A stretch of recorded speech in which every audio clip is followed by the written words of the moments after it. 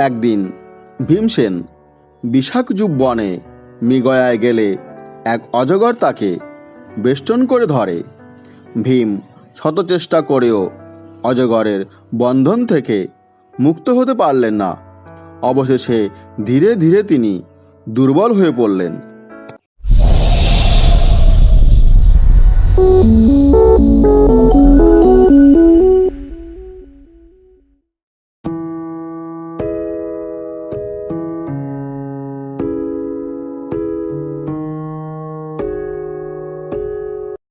যুধিষ্ঠির ভীমকে খুঁজতে এসে দেখেন এক অজগর ভীমকে বেষ্টন করে আছে।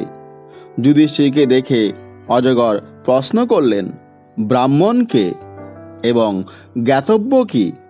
তখন যুধিষ্ঠির উত্তর দিলেন, সত্য, দান, ক্ষমা, সুচরিত্র, অহিংসা, তপস্যা ও দয়া যার আছে তিনিই ব্রাহ্মণ, এবং সুখ দুঃখহীন পরব্রহ্মই হল জ্ঞাতব্য।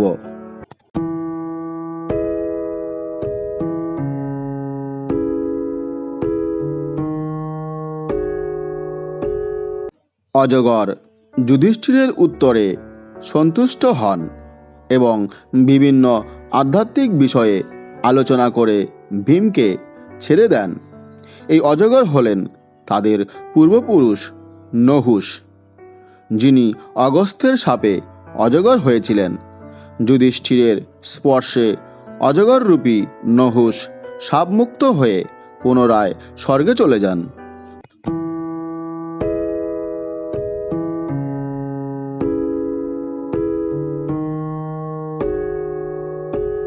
বিশাখযুব বনে 1 বৎসর কাটানোর পর পাণ্ডবরা আবার কাম্যক বনে ফিরে আসেন।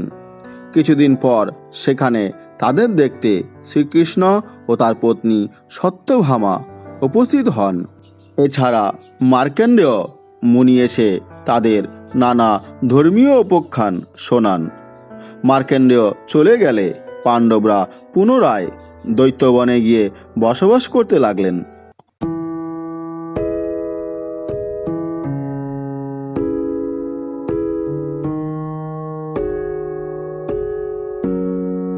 পাণ্ডবরা দ্বৈতবনে আছে জেনে দুর্যোধন, কর্ণ, শকুনি প্রভৃতি কৌরবরা দ্বৈতবনে আসলেন। তাদের উদ্দেশ্য ছিল পাণ্ডবদের দুরবস্থা দেখে তাদের নিয়ে উপহাস করা, কিন্তু তাদের সেই আশা পূর্ণ হলো না। সেখানে গন্ধর্বরাজ চিত্রসেন কৌরবদের আক্রমণ করলেন এবং তাদের পরাজিত করলেন।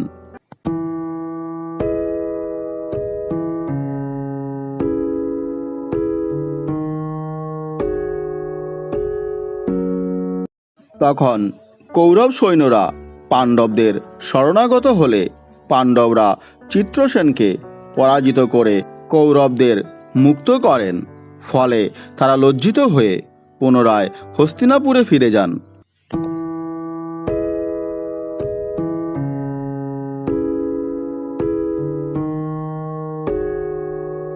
একবার দ্রৌপদী সূর্যদেবের কাছ থেকে এমন একটি থালা পেয়েছিলেন যে থালার বৈশিষ্ট্য হল তিনি যতক্ষণ না পর্যন্ত খেতেন ততক্ষণ পর্যন্ত ওই থালার অন্ন ফুরাতো না।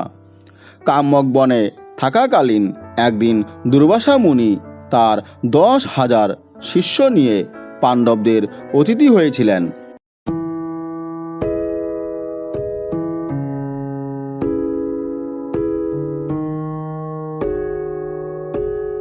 কিন্তু তখন পাণ্ডব ও দ্রৌপদীদের ভোজন শেষ হয়ে গিয়েছিল।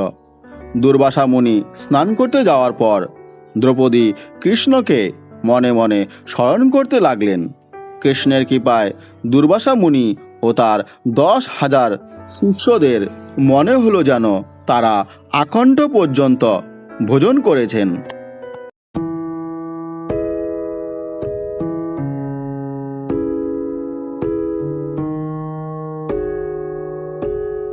তখন দুর্বাসা মুনি ও তার শিষ্যরা ভোজন করতে না এসে সেখান থেকে প্রস্থান করলেন।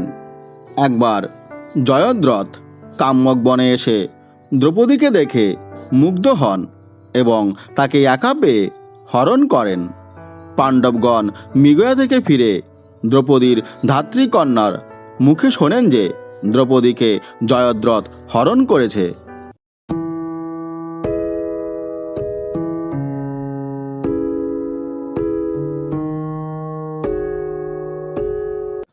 তখন পাণ্ডবগণ জয়দ্রথকে খুঁজে বের করে তাকে পরাজিত করেন এবং দ্রৌপদীকে মুক্ত করেন। যুধিষ্ঠিরের দয়ায় জয়দ্রথ প্রাণ ফিরে পান।